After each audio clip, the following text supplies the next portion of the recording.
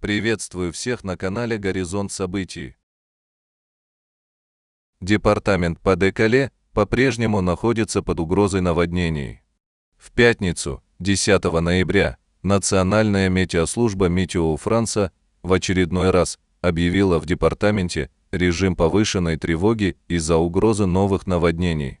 Прошедшие минувшей ночью дожди оказались менее сильными, чем ожидалось, но даже незначительные осадки привели к затоплению новых районов из-за перенасыщения водой почвы.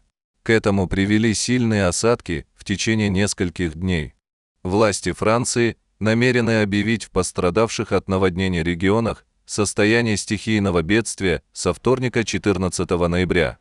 Министр экологического перехода также пообещал государственные субсидии на восстановление затопленной общественной инфраструктуры и оборудования. По данным префектуры департамента Pas-de-Calais, более 50 муниципалитетов уже подали заявление о причиненном им ущербе, но в последние дни от наводнений и рекордного паводка в реках Лиана и Канш пострадали не менее 130 коммун.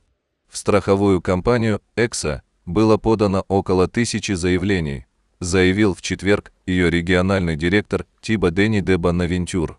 В ночь на пятницу пожарные спасатели Pas-de-Calais провели 35 операций по эвакуации местных жителей и около 50 операций по откачке воды и очистке домов. Среди эвакуированных 19 жильцов дома престарелых Ньоль-ле-Блёкен. Школы в 200 муниципалитетах остались закрытыми в эту пятницу, как и в предыдущие дни. Кроме этого, движение поездов на двух участках Булонь-Этапль и Сен-Поль-Этапль оставалось прервано как минимум до субботы, чтобы гарантировать безопасность путешественников и персонала.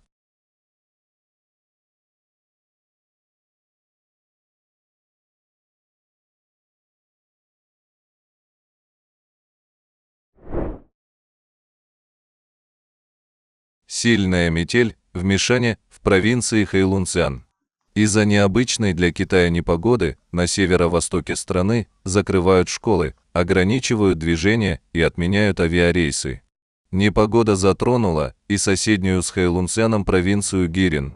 Там закрыли более 200 выездов на скоростные трассы. В самой северной китайской провинции Хэйлунцзян из-за снежного бурана временно остановили 51 пассажирский поезд.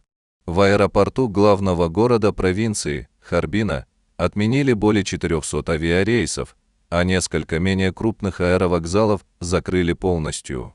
В школах и детсадах Харбина также временно отменили занятия. Городские власти объявили наивысший красный уровень тревоги. Как правило, первый снег здесь выпадает только в конце ноября, начале декабря. Но в этом году снегопады начались раньше и длятся уже несколько дней.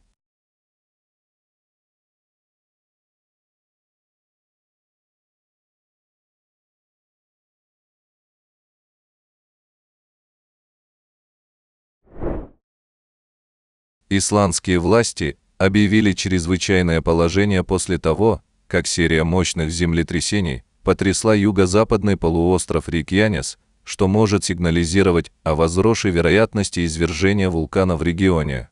Деревня Гриндавик, в которой проживает около 4000 человек, расположена в 3 километрах к юго-западу от района, где в пятницу был зарегистрирован рой землетрясений. Около 17 часов 30 минут по Гринвичу 2 сильных землетрясения ощущались в столице Рейкьявике в 40 километрах и на большей части южного побережья страны, в результате чего тряслись окна и предметы домашнего обихода. По данным Метеорологического бюро Исландии, с конца октября на полуострове было зарегистрировано 24 000 подземных толчков, причем с полуночи до 14 часов ровно по Гринвичу в пятницу был зарегистрирован плотный рой из почти 800 землетрясений. По предварительным данным, самый сильный толчок к северу от Гриндавика имел магнитуду 5,2.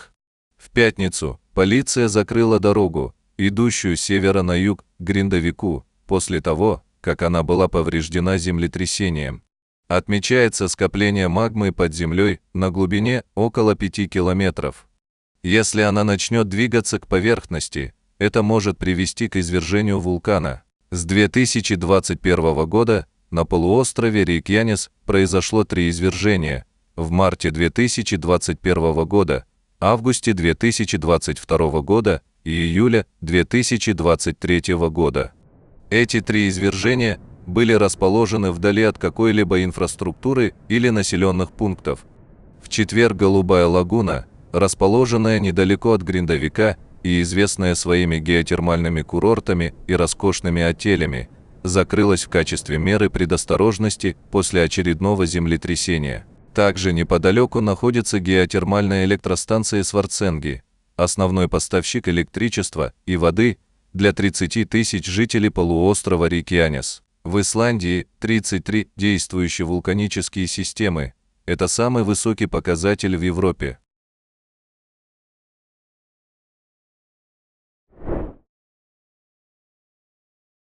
Пруд в национальном заповеднике дикой природы Киале на острове Мауи стал ярко-розовым после того, как содержание соли в воде резко возросло из-за сильной засухи. Предполагается, что вода окрасилась в гламурный цвет от размножения галобактерий в соленой среде.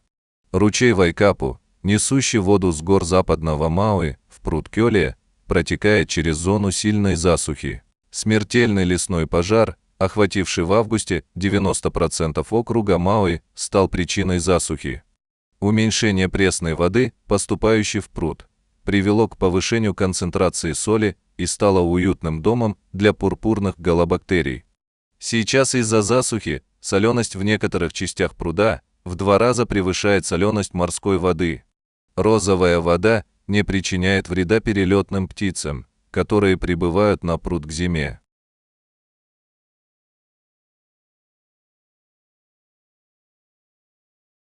Спасибо за просмотр.